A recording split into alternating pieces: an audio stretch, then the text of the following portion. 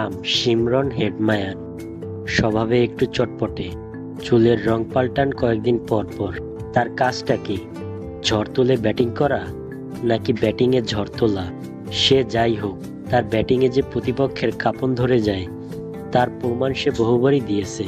এই তো গত বিশ্বকাপে ওয়েস্ট ইন্ডিজের হয়ে 22 বলে দ্রুততম হাফ সেঞ্চুরি করেছিল।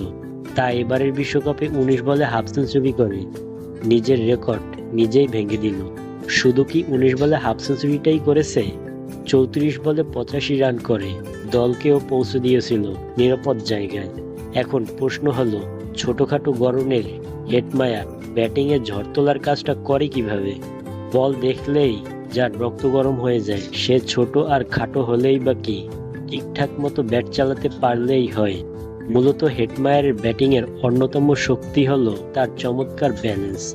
তিনি বল মারার সময় নিজের শরীরের ওজনের ভারসাম্য খুব নিখুঁতভাবে স্থানান্তর করতে পারেন। এই ভারসাম্য তাকে বড় শট খেলার সময় স্থির থাকতে সাহায্য করে। প্রথমত যেটাকে বলে ভারসাম্য ও টাইমিং, দ্বিতীয়ত দ্রুত কবজির মোচড় ও সুইং।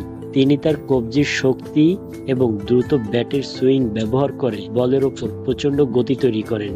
তার ব্যাটের বিশাল আর্ট তাকে বাউন্ডারি পার করতে সাহায্য করে। তৃতীয়ত পরিষ্কার মানসিকতা এবং আত্মবিশ্বাসের সাথে বল দেখে আঘাত করাই তার বর্তমান ঝড়ো ব্যাটিংয়ের মূল মন্ত্র, এবং সে খুব কৌশলী।